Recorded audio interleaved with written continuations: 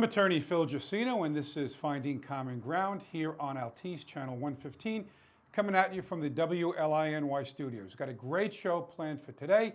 In the studio, we have Ed from Atlanta, Vilbig. A very big part of the show. He is my national correspondent, and today he is my co-host. And in fact, yesterday, we sent down the WLINY jet to pick him up. He complained about the accommodations. He, is a little bit better than first class, but he still complained. But we have Ed here. Ed, good day.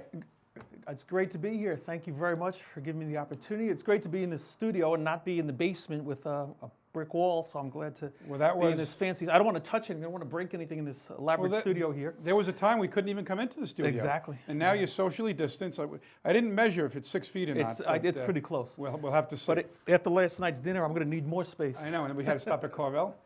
Oh, that was But fun. I think Carvel is vegan, so I think we're okay. At least I'm okay. It sounds good to me. Got a great show planned. We got a lot of topics to cover today. We're going to cover Portland, Chicago. Nick Sandman got a nice payday from CNN and the Washington Post. We're going to talk about to kneel or not to kneel, Kaepernick, Coonrod. I want to end with, believe it or not, I got my hair cut today, and my barber is from Uzbekistan, which was part of the Soviet Union, and he talks about how he was able to open up a barbershop here, not something he could do in the Soviet Union or even Uzbekistan. So the first topic, before we begin our discussion, I want to just lay the foundation. In Chicago, for the first 6 months, up until the very end of June, which is 6 months starting in January, 336 people have been killed, Ed. That's almost 2 a day, 1.8. So think about it, 1.8 people are killed in Chicago every day. And many of them are children. That's the sad part. When the gangbangers go at it, you don't feel as bad when they shoot each other to death. Mm-hmm. But when a little kid or an innocent person is shot, caught in the crossfire, the other day there was a funeral, and I think 14 people were shot. 1,384 people have been shot, not killed, but shot in that period of time. That's almost 7.5 a day. Think about in your community, if 2 people a day were killed. And again, I got to stress this. This is black on black crime. Let's be honest. Black on black crime. The police have nothing to do with these shootings. So my question is, where is BLM? They say Black Lives Matter. Black lives. People are being slaughtered in Chicago, and most of them are minorities. Blacks are being killed there. Where is Al Sharpton? When Floyd was killed, George Floyd, he became a cause celeb. His funerals, more than one, you would think he was the president or somebody of an important status that they were saying goodbye to. Ed, what is your take on what is going on in Chicago? What's happening in Chicago to me is an outrage, and I think it's really sad that innocent people lose their lives. And it's not just Chicago, it's New York, it's Atlanta, it's Cleveland, it's Detroit. The country needs to come together and come up with a solution to this problem in Chicago. I want to see Black lives basically take up that issue of crime in Chicago and crime in New York and these other cities. I don't see the outrage from Black Lives Matter when it's a black on black murder in Chicago, or like at the funeral you had a few days ago. At the funeral you had a lot of people shot. I want to see the outrage for that, not when if a white police officer kills a black person. Yes, that's an outrage. In George Floyd, it was definitely murder. But I want to see Black Lives Matter really take up the issue with crime in these major cities. Right. And we all know that I think a lot of people that are Democrats need to really put the pressure on their leaders that are Democrats to do something about it. Yeah. People are claiming they don't want Trump to send in troops, but he's got to do something to stop the carnage that's going on in the United States. Now, unfortunately, the mayor in Chicago is a woman named Lightfoot. Mm-hmm. And I said she's a lightweight, but Lightfoot. She doesn't seem to be that outraged by what's going on. Her venom seems to be directed at the federal government, President Trump. I don't want them coming in here. The first thing that a politician should do, when we say the government, is protect us. What about the police? It's to protect us. They're not getting the job done. Now, I'm not so quick to blame the Chicago police because I don't know, are their hands being tied? And we've heard that in other cities. You said it's not just Chicago. Remember when the mayors in those cities said, like in de Blasio in the city, if someone jumps a turnstile, don't arrest them. So you're sending a message out that lawlessness is okay. But What is the president's role? That's my question to you. There are certain things that a president can do and certain things a president cannot do. If federal property is being damaged, he's allowed to send in the troops. What do you think the federal government should do with respect to Chicago, Portland, which we're going to get to in a second, Seattle? What do you think the federal government should do? Based on what's happening in these cities, especially in Chicago, this has been going on for years in Chicago, even during the Obama administration, and nobody did anything about it. So President Trump sends in the troops, or sends in the, as Nancy Pelosi called them, the stormtroopers, which doesn't make any sense that she would call them that. He wants to do something about it, and now you focus the blame, instead of looking at what's going on in Chicago and Portland, you want to focus the blame on the President of the United States. That doesn't make any sense to me. You have a major problem, you couldn't solve it, so the President steps in and now you're mad at him? I don't understand. Right. And as you said, this is nothing new. This is not like President Trump became president 3 years ago and all of a sudden Chicago became a shooting gallery. That's been like that way for years and years and years. I remember when you used to call in, when I used to do FM radio, we would talk about this. It's almost like we're talking about the same things because they haven't been corrected. Chicago still. Now, believe it or not, per capita, Chicago is not the deadliest city. What is St. Louis really has more shootings and more murders per capita, but because Chicago is a bigger city. Now, I talk to people that work and live in Manhattan, and they said, Phil, New York City, sadly, and this is a city that we know very well, sadly, it is turning into a Chicago because it's lawless. Remember the other day when de Blasio said, well, less people are in jail and we're a safer city. That's not true. New York is dangerous. Last night after dinner, you said, oh, let's go to the city. I don't want to go to the city. Do you? No. Look, the city was once a beautiful place. When Giuliani came in, and I know you have some issues with him for educational reasons, but he cleaned up the city. My dad worked in Manhattan for many years. You couldn't take a little kid in the 70s and even early 80s, really, and walk down Times Square. The last time I took my kids to Times Square was like Disneyland, Ed. They had nice restaurants, nice hotels. Yeah. You had Broadway. You could do that. Now the city is regressing into something that we don't want to see. You're exactly right. New York is, you don't even recognize it now.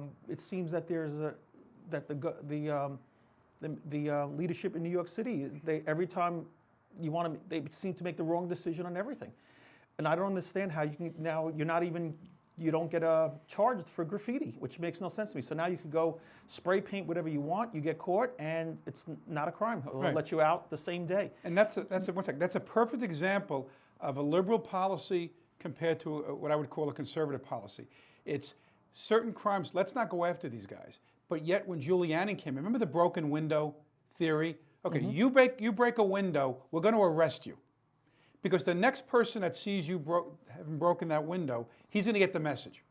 If you break a window, Ed, or you hop a turnstile, or you break the window to Lord and Taylor or something like that, and you get away with it, what is the message that people watching, what is the message that the police are giving, or the mayor is giving? Basically, what's going to happen, they're not going to do it again.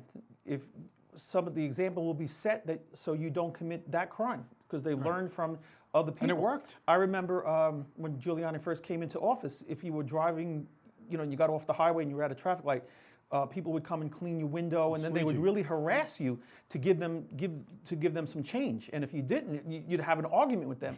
And I did a few times. I mean, they clean your window with dirty water. Were you the squeegee guy? No, I was. Just want to make sure.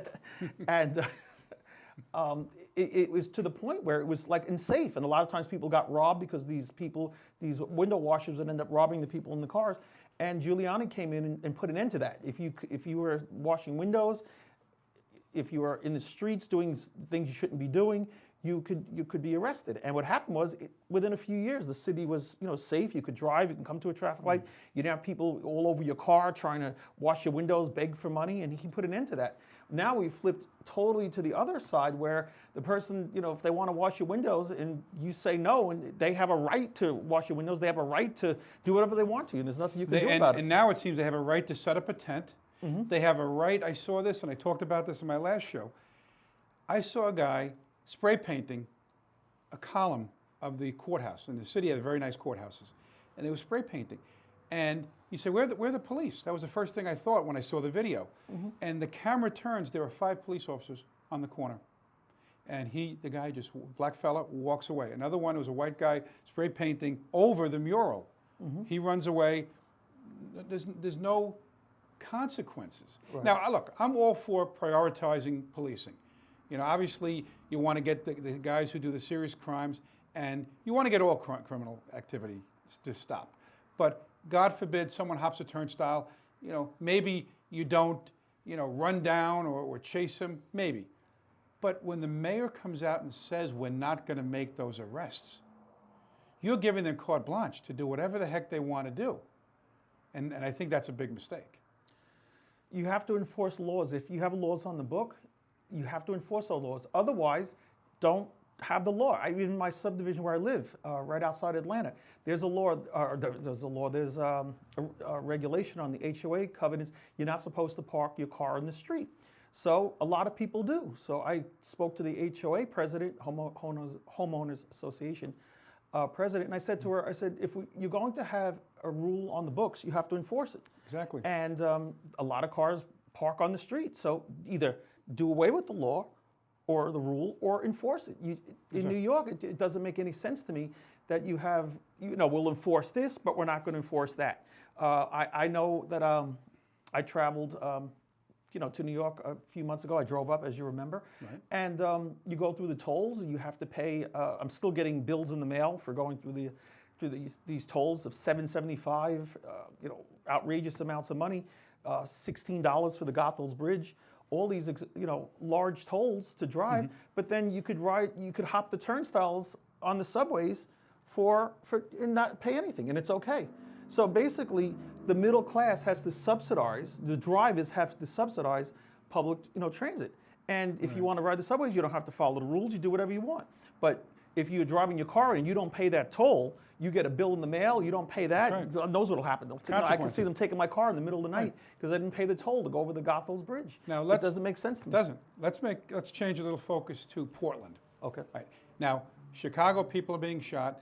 Portland, for about the last 2 months, there have been riots, and I'm not calling them protests, because when you break windows, when you set fires, when you throw things at the police, that is not a peaceful protest. We all agree you're allowed under the First Amendment to peacefully protest.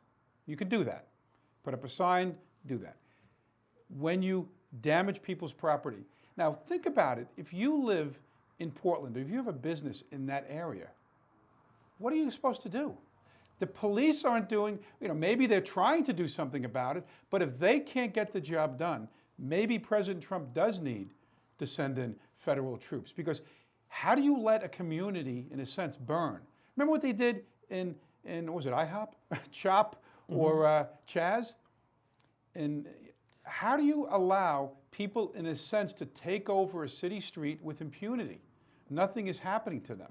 So why would they stop? Why make it 90 days? I don't understand. This has gone on for months. As you said, in Portland, you have rioters every night going out there destroying the city. And then you have the mayor who's with them, who got tear gassed a few days ago. I saw that. So it doesn't make any sense to me. Why aren't you the mayor, if you don't want federal troops there, handle the situation yourself. Get your police, have a plan to stop the riots, and to help those business owners. It doesn't seem that the priority is in Portland, Seattle, Chicago. They want to blame Trump. And I don't understand. These are big, and I keep saying that, I don't understand because it doesn't make any sense to me. You have these major issues and you want to throw it at the president who's hundreds of miles away, and all he wants to do is try to solve the situation. Now, if you don't agree with what he wants to do, let's say you're the mayor of Portland. You don't want troops to come into Portland. So handle the situation yourself. Clean up your house. Yeah, exactly. Same thing with Lightfoot in Chicago. That is a disgrace. When you see babies being killed, toddlers, you know, kids that are, you know, kids being shot, and you're worried about Trump, something is really wrong. And that's the problem I have. It just, my blood pressure is up again. Every time I come into the studio, look, Ed, you get my blood pressure up. And by the way, I need to say one thing before we go any further. Thanks to our intern. I see he's working really hard back there. We have a new addition to our family here at Finding Common Ground. Congratulations to Rob Saxer, who got the position as our intern. I think and 1,000 people working had real sent hard. in applications, Yes. and he was the one guy that we picked. Congratulations, great to have you. Kidding. But I tell you, every time I come into the studio, it's just We got to take your blood pressure. no, you don't. Ed, you kind of answered the question that you had asked. Yeah. The reason why those liberal mayors in those cities don't do anything about it is because they want to push the blame somewhere else. But blame Trump. Right, but they also don't want to go against their base. Remember that mayor, I don't know if it was Seattle or not, but it was a young guy, and they were protesting, and they said, defund the police, and he said he wouldn't do that. Remember the guy looked like he was 28 or something like that? And they made him walk with his tail between his legs out of that area. They shunned him because he said, don't fund the police. So these guys know if they do what they're supposed to do and what they're sworn to do, protect society, they know that they're going to hurt their base. So they'd rather let the city burn, which again doesn't make any sense to me. You want to protect your citizens. Well, in terms of Black Lives Matter, I understand we need police reform. I mean, there is, especially with the George Floyd case, we need reform. But in terms of what's going on in these cities, Black Lives Matter needs to step up and hold these. I want you to hold these mayors accountable. It won't happen. So, if Mayor Lightfoot, perfect example. Hold her accountable for the rise in crime in Chicago. Bill de Blasio, a disgrace here in New York City, an absolute disgrace. Hold him accountable for what's going on. Don't let him get away. But the media is in bed with these politicians, so they don't ask the tough questions. If I was sitting in front of, if Mayor de Blasio was back where our production team is, if they were back there, I would ask, why are you allowing crime to go up in the city? What are you doing about it? It doesn't seem like Black Lives Matter, Antifa, whoever you want to call these groups, they're not holding the politicians accountable for these cities. Could you imagine if New York, Chicago, Detroit, Cleveland, if all these mayors were Republican, what would happen if these mayors were Republican? It's funny you say that. We would have anarchy. It's funny you say that. A Fox commentator, I need some water. A black woman, blood pressure's I forget up her name, it'll come to me. She asked a question of one of the Democrat on the panel, and she says, tell me where this is happening, what's happening in these liberal inner cities. Tell me where it's happening where Republicans are mayor. She couldn't answer the question. Now, maybe it exists. She couldn't point to one city that's run by a Republican where looting is allowed, these crimes are allowed, shootings happen every weekend, Ed, like a Sunday night. I do my research. 13 people are killed in Chicago, 12 people, a little kid. This is not going to change. No. And one last thing. You said BLM's got to step up. You know who else has to step up? Think about it. Who was from Chicago? Obama. Why doesn't he go down? He was a president, a popular president, two-termer. Why doesn't he go to Chicago and say, enough is enough? You won't get him to go anywhere near that place. Same thing with Joe Biden. The Democrat nominee. Where is his plan to fix up Chicago, to fix New York? All everybody wants to do is just criticize the president.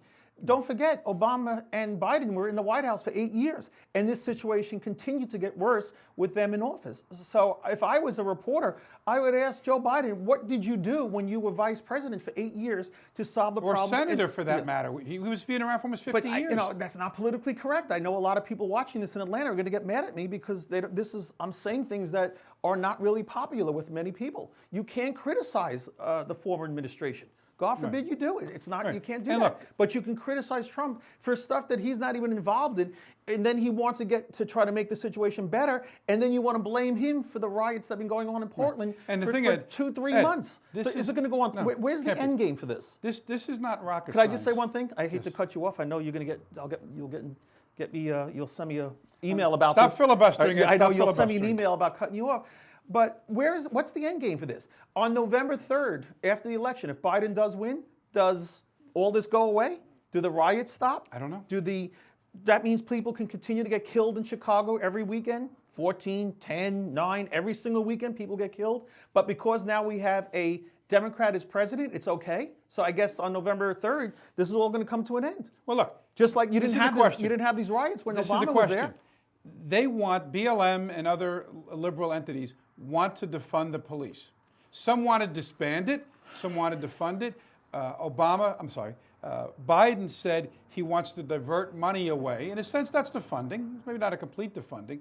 So if Biden were to get elected, and I do not believe that to be the case, but if Biden gets elected, I don't think that man can defund the police. I don't see that happening. Well, so what is BLM going to continue to do this? What is the end game? In a sense, there is no end game because that can't happen what BLM wants. Look at teachers' unions in California. Part of the list of demands to get the schools starting in September, defund the police, health care for immigration. How is that part of an educational teachers' union? So in other words, defund the police and we'll go back into classrooms? Then it's safe? But what does defund the police really mean? Now, we all agree here that there's been some tragedies in this country, and there's a lot of tragedies that haven't even been, that we don't even know about, that people, before cell phones, before video, that police officers did, kill people, violate, people's rights. We all know that. It's happened to me. Spoke about this last time I was in studio with the police. However, 99% of our police officers do a great job. They try to protect us. If something happens when I walk out of leave this studio, and I go onto the streets of Long Island, if something happens, the first thing I'm going to do is call 911. If nobody answers the phone, or if police don't want to do anything, now we have a problem, like you talked about before, with defacing the monuments, and police are just watching. If I was a police officer, my goal would be to make sure that I come home to my family every night, and I will avoid trouble. If I can avoid getting involved in a confrontation, I will, because I want to make sure that I don't get sued, I don't get hurt, or killed, and I don't have the support of the mayor, especially what's going on in New York. If I was a police officer, I would go on my shift and I would get coffee and I'd just walk around and chill, because I would not want to risk my life or get sued. It's just terrible what's going on. I wouldn't want to be a police officer. If you triple the salary, I still wouldn't want to. If I was young again, I would not want to be a police officer. It makes what they have to deal with is so unfair. The problem is that you have mayors that don't have the backs of the police. So they might stand on the corner and say, I just saw that guy spray paint. If they go over there and encounter that guy, and it ends up in a scuffle, that officer not just could get hurt or killed, he could lose his job. He could be punished. Somebody's videotaping that altercation. They're going to say, look, he put him in a chokehold, or he tased him. So for them, not only do they want to go home at the end of the day, they don't want to lose their job. Look at the guy at Wendy's in Atlanta. He didn't wake up that day and say, I want to kill somebody. And now look at him. He's charged with a capital offense. He's not going to get the death penalty, but theoretically that could happen if he was convicted, where the guy was shooting a taser at him. I believe he had every right to shoot that guy, because by the definition of Georgia, a taser is a dangerous instrument. But look what happened to that man. He knocks on the window of a guy sleeping in his car, and he ends up charged with a capital offense. What happened in Atlanta, basically the mayor put in a new police commissioner, and the police commissioner came out within days after he took the position and said that we rushed to judgment, right, and not all the facts came out. So I found that really amazing. That's like me interviewing you or you interviewing me for this job, and then I come on and say something totally different. You would have thought that the mayor would have sat down with her new police commissioner and came up with a policy so it looked good, right, in front for the people of Atlanta.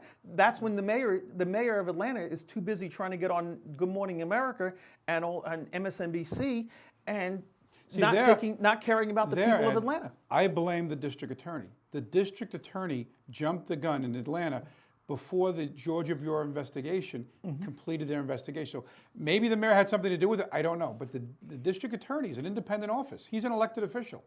He could have said, let's take a wait-and-see approach. This guy's not going to hop on a plane and leave the country. Give him another week or two to finish their investigation, and then we'll come down on him, or not if he's cleared. I want to jump to another topic.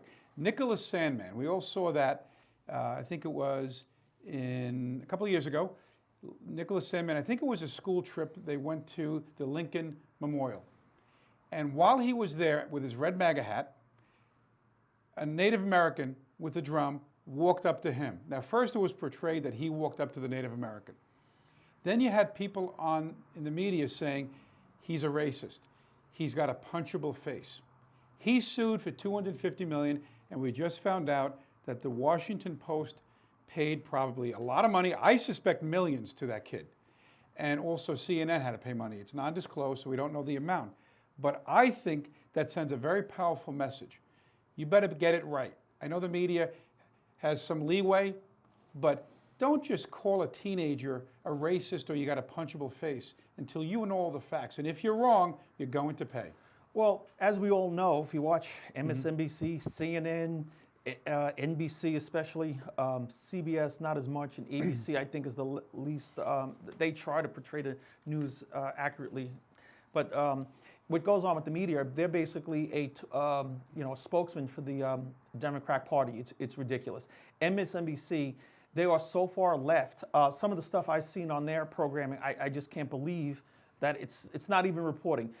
And Fox is the same thing sometimes, but at least Fox, it's more of you have opinions, of those. And you have more of a balance. You exactly, but like the media is just ridiculous in their coverage for pro Biden and anti-Trump, and this has started years ago. But I want to know how come the American public doesn't know how much Sandman got from CNN? How much does Sandman get from the Washington Post? We don't get that information because we know that CNN was wrong, and CNN and the Washington Post and the New York Times, they're the worst ones. I mean, the New York Times years ago, when I was in high school and college, that was the news leader. You went to the New York Times on Sunday. I don't know if you remember. It was like this thick. And you'd sit home on Sunday morning and read the paper, and they were, a class act. Now they are basically, spokesmen for the Democrat Party. Now, to answer your question, it is very common in high-profile cases for a defendant, in this case Washington Post or CNN, to say, all right, we're going to pay you a lot of money, but we don't want that number to come out. I want to know the number. Right. But they're allowed to do that. That's a private agreement. And the plaintiff, who's the one bringing this suit, I used the example before the show started. If someone said to you, okay, Ed, we're going to give you $10 million, but we want you to sign this agreement. If you don't sign it, we're not giving you the $10 million. A lot of people would say, where do I sign? Give me the $10 million. And people are going to know, they got to know that CNN and the Washington Post probably paid him in the millions. I would suspect, because I knew of his attorney, and his attorney would not settle this case for $100,000. He would go to trial. So maybe this kid got $20 million, maybe he got $50 million. So we all know, we don't have to have a piece of paper that says he got that kind of money. We know it, but the defendant has a right to protect their interest. The plaintiff has a right to agree. They signed a non-disclosure. Now, if Sandman came out tomorrow and said, you know what, I got $50 million. Guess what? They can go after him for that money. Right. But what the American public has to do is, if they are slandered in the news in any way and they see inaccurate reporting and they're involved in it, you got to sue CNN, sue the New York Times. How many times has the New York Times in the last few years had to retract statements that they made, they have to retract these statements, but the damage is done. The fact when they put that story out there, they knew it was false, and then they retract it, but the damage is already done, and they have to pay a price for that. And it's not just that they got it wrong. That's bad enough. They were mean-spirited about it. How do you say about a high school kid, he's got a punchable face? That's a direct quote. It might have been CNN or MSNBC. He's got a punchable face. Now, even if it's true, what responsible journalist would make a comment like that? Call that kid a racist, and you know why he was called a racist? Because he had a red MAGA hat on. They had no other knowledge of this kid. It wasn't like he was a grown man and through the years he made racist posts, and then you're talking about the guy, oh, when he was a kid, he was a racist.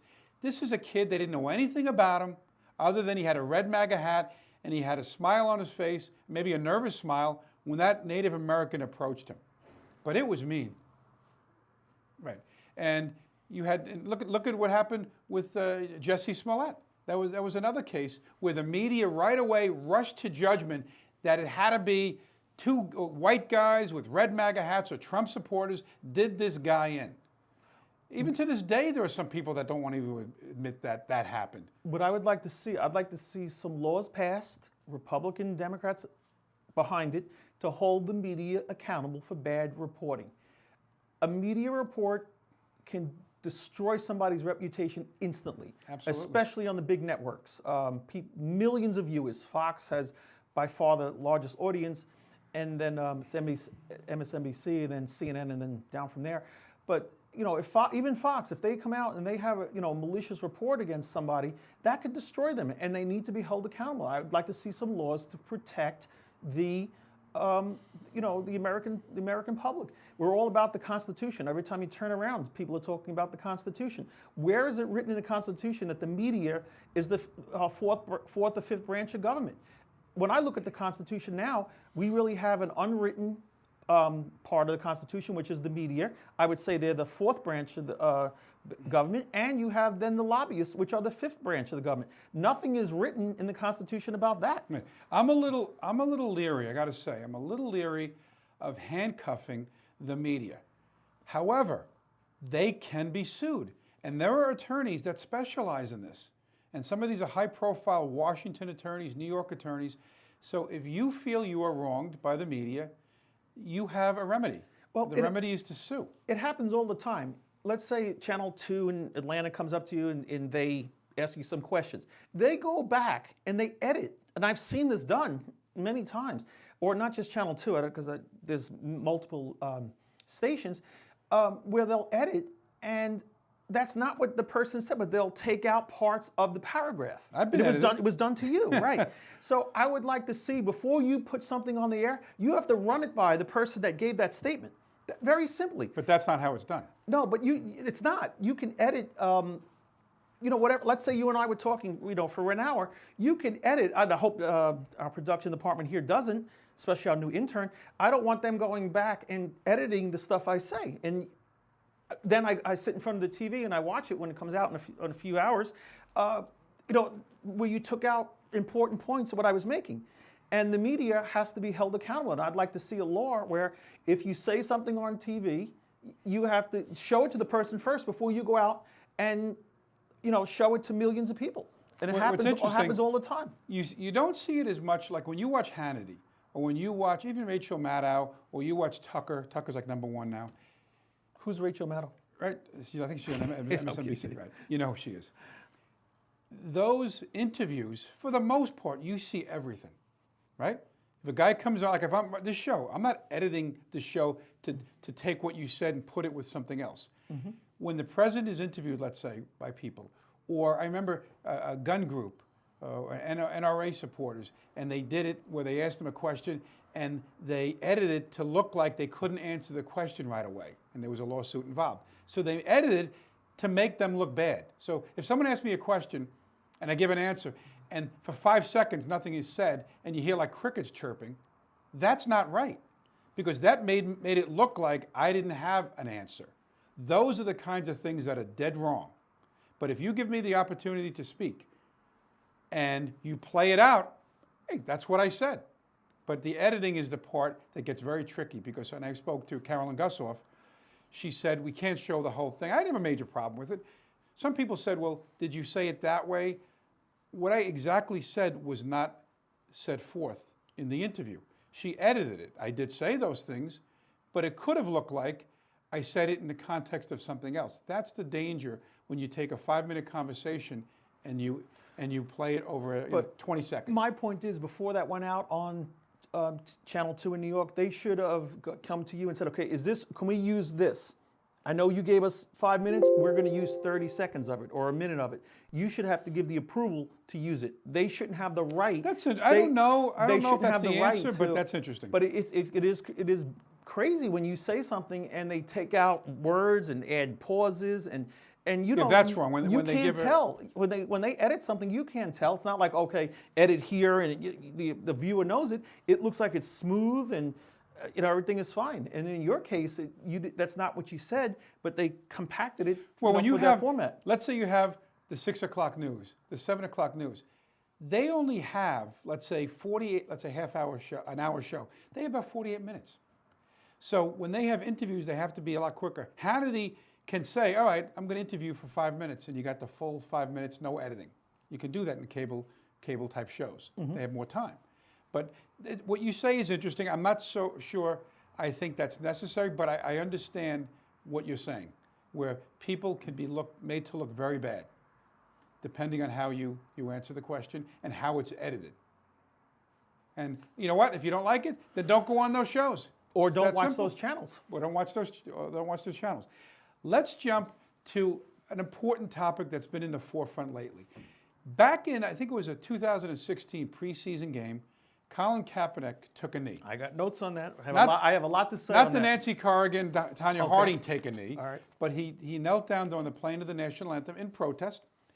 And some people liked it, some people didn't. I wasn't a fan of that because I felt that the national anthem, you're paying tribute to our men and women in uniform that defended this country, to America. So I didn't like it, I still don't. Now, other people have done it. Now baseball players are starting to do it.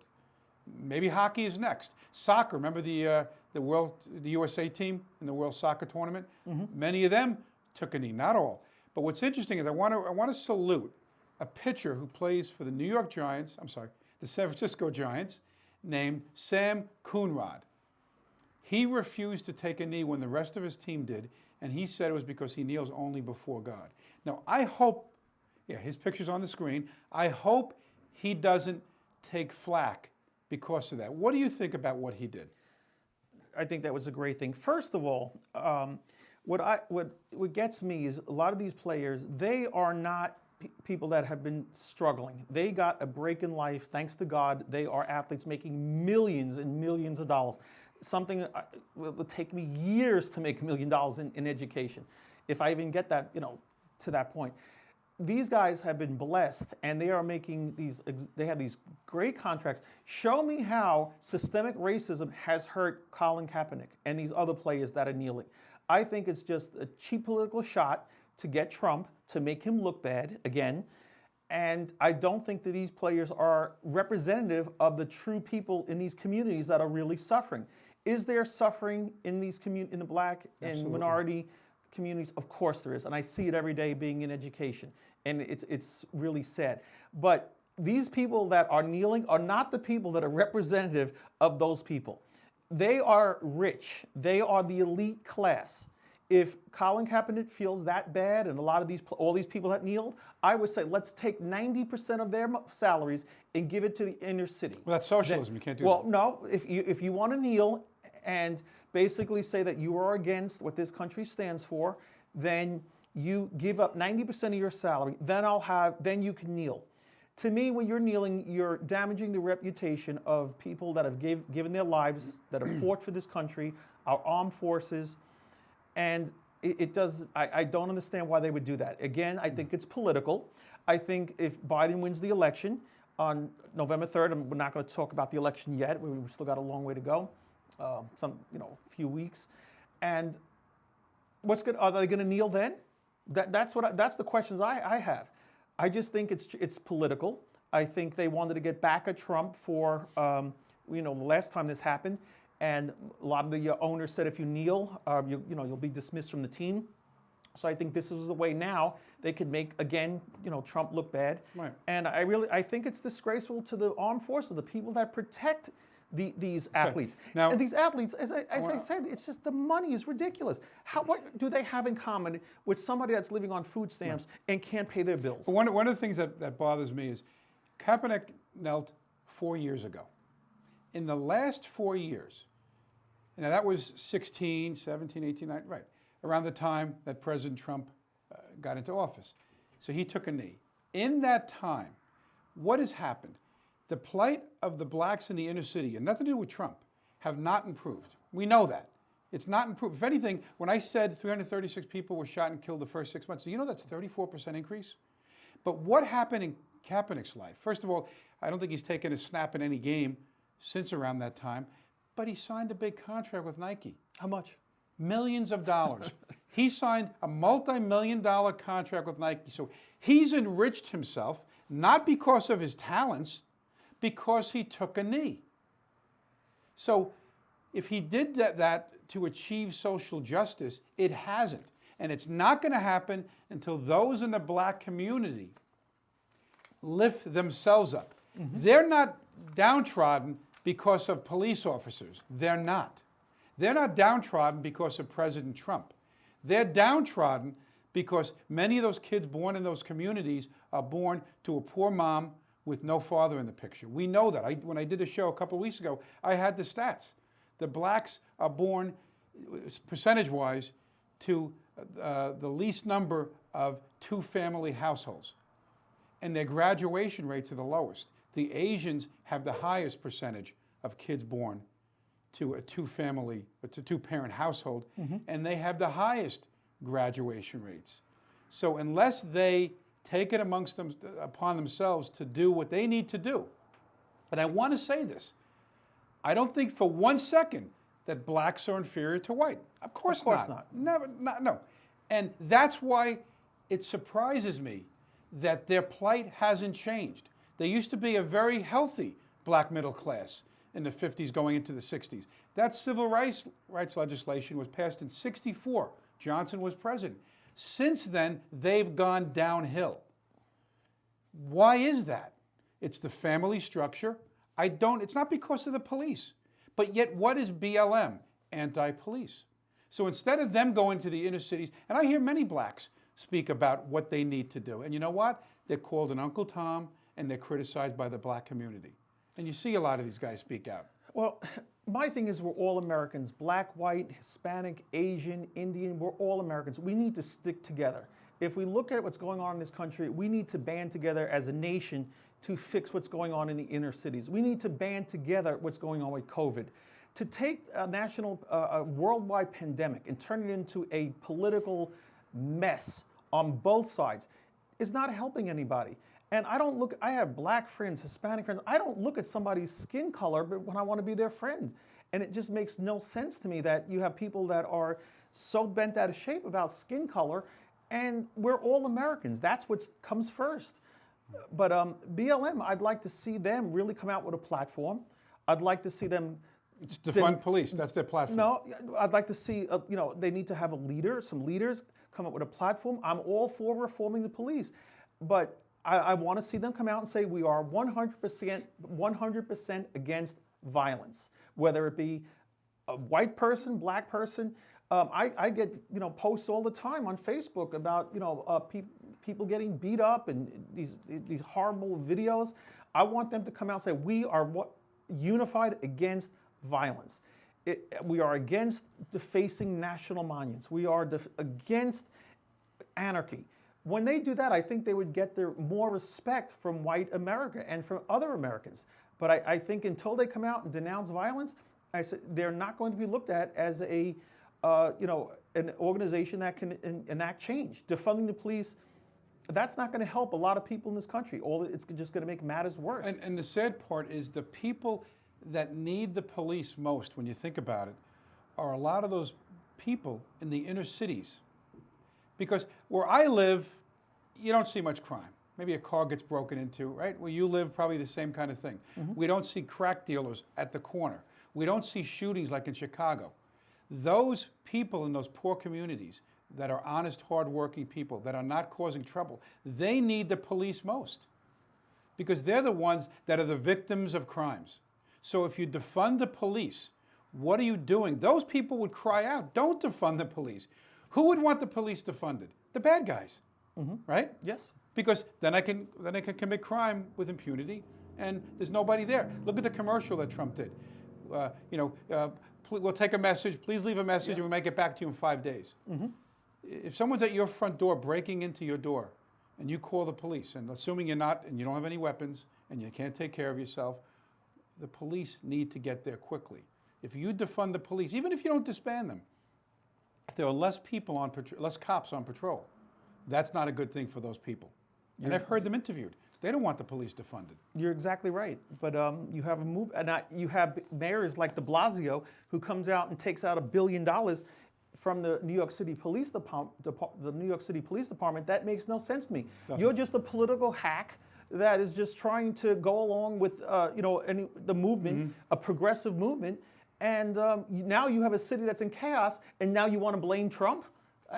I really would like to see the people in New York impeach de Blasio or do something to sanction him from being such Thank God he's out. an incompetent He's out mayor. soon. But New York continues to put Democrats in, Democrat. And you got to look at the next election. You have to look at the platform for both the Republican and the Democrat. Just don't go into the booth and just pick Democrat. That's the problem with New York. Como too continues to win. Just these elections. When's the last time New York had a Republican governor? I can't remember. You've got to look at the issues before you go in and just press. Pataki? What's that? Yeah, Pataki, a long time ago. But you have to look at the candidates and not just say, I'm a Republican, Democrat. Do what's right for the people of your city and state. And but I think one of the big problems is, think about New York City. Can you name a Republican that has some juice in New York City? I'm talking about the city. There's no, think about it, like there's Major League Baseball and you have minor leagues. You have people that come up through the system. The same thing with politics. You have a councilman, you have a congressman or an assemblyman, and they work their way up to senator, president, and so on. You don't have that, I don't believe, in New York City, where you have a lot of Republicans that are moving their way up, because it is such a Democrat stronghold. Think about Chicago. How many aldermen that are Republican? I got to look that up. Probably not too many. There was one on the other day who was a Democrat. He almost sounded like a Republican because he was fed up with what's going on. But you have to have quality Republicans. Now, Giuliani had a name as a crime fighter. Okay, he brought the mafia down to there was no mafia according to Mario Cuomo, but it existed. He brought them to their knees with the help of guys like Donnie Brasco. Remember that? He brought them to the knees. So he had some juice in the city. He had a name. Who's going to run against the next? Because de Blasio, believe it or not, de Blasio can run in the future. He just can't run next time around. So are they going to pick a progressive liberal? Because if they do, you know the definition of insanity, Ed. Yeah, it's doing, like you said, you close your eyes, you vote Democrat, and you say, wait a minute, we got rid of de Blasio. Why is crime still up there? Why is our economy suffering?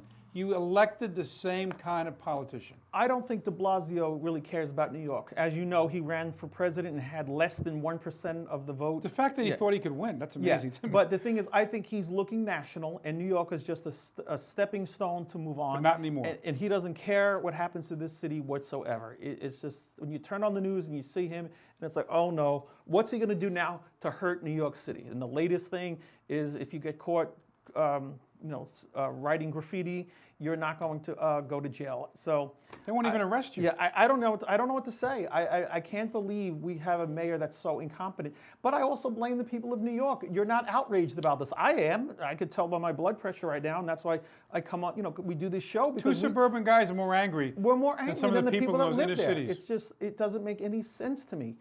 And it's like, if a crime is you're the victim of a crime, the person that commits the crime has more rights than you do. That's how I feel in New York, and that's why I will not go. I was asked to go into New York last night to go out to dinner with some friends. That's why I said, no. I said, I'm not going to Queens. And even last night we said we didn't want to go into the New York after dinner. It's like, it's unsafe. So I think what's going to happen economically, they're going to hurt. I think a lot of people that tourism is going to go down. A lot of people that live on Long Island or other counties that come in to eat, go to Broadway, I think they're going to scrap those plans. So I think New York is really going to feel the pinch. People are going to flee. People, I know for a fact, because my daughter works for a family, and they're staying in Connecticut. A lot of people, so that's why housing values in Connecticut and Long Island are going to go up, have been going up. Same thing in Atlanta. I'm glad you brought that up. Since I moved into a house in March, my agent came in and said, we could flip this tomorrow. You could pick up $50,000. I said, no, we'll wait another year and we'll go for 100. People are fleeing the cities to move out to the suburbs. New York, right. I'm sure in Chicago. Right. Who would want to live downtown Chicago?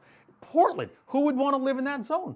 Seattle. Yeah, so you're going to see real estate values continue to increase in the suburbs, and in the cities, no one's going to want to be there. And it's going to be left up for the criminals to run those streets. Right. And then you have a congresswoman like AOC.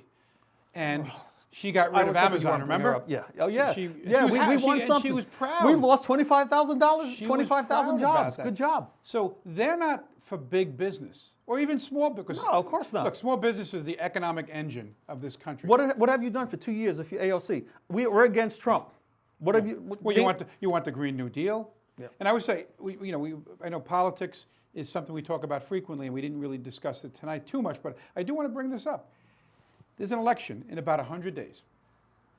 President Trump is going against Joe Biden. Trump has been a politician for the last 3-4 years. Biden has been a politician for almost 50 years.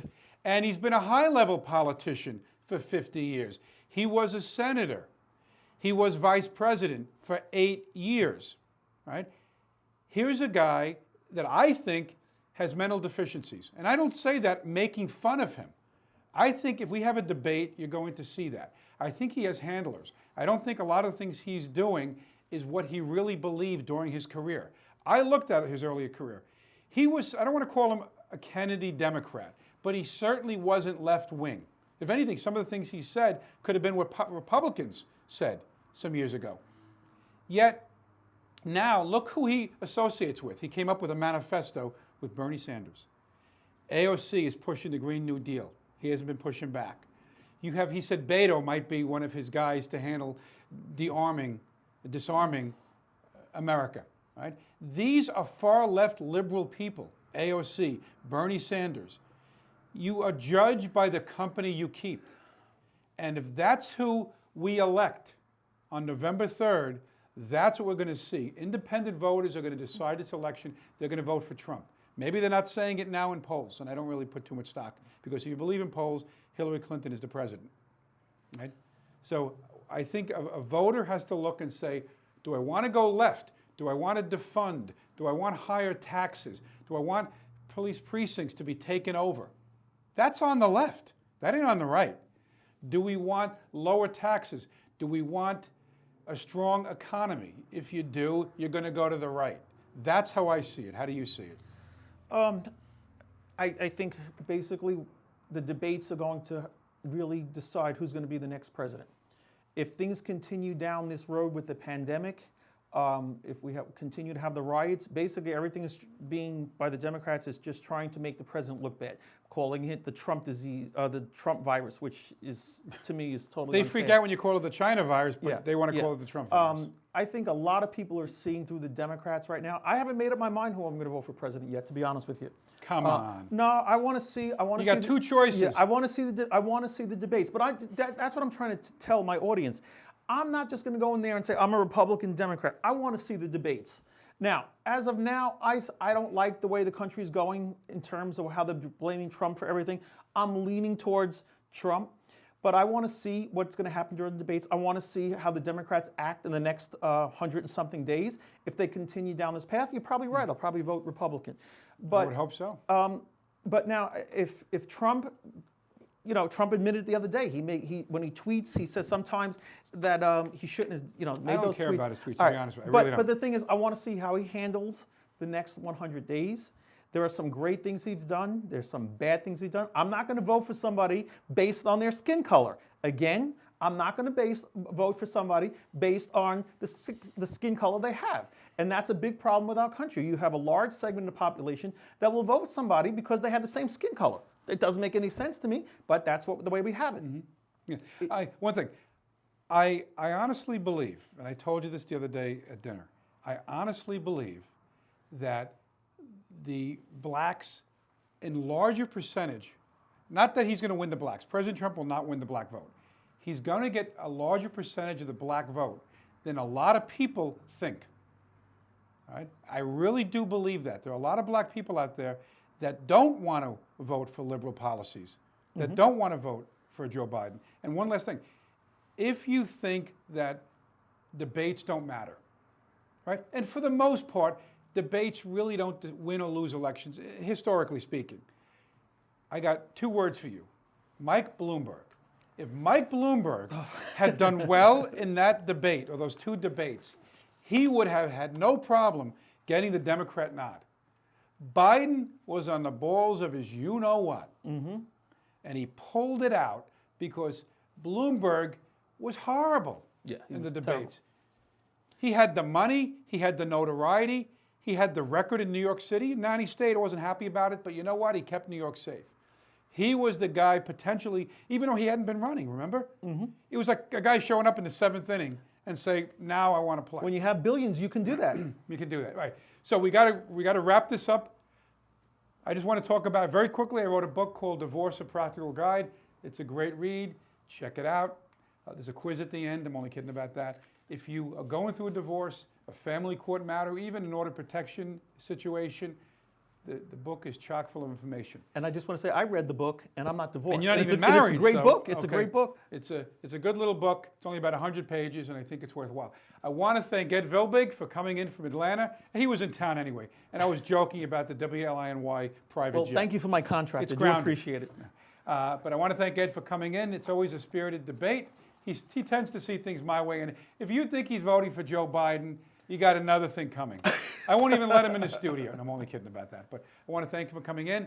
You can catch this show every Saturday at 10 a.m. on Altice, channel 115, or go to YouTube. Phil Jusino is the YouTube channel. Thanks for watching. We'll catch you next week. Thank you.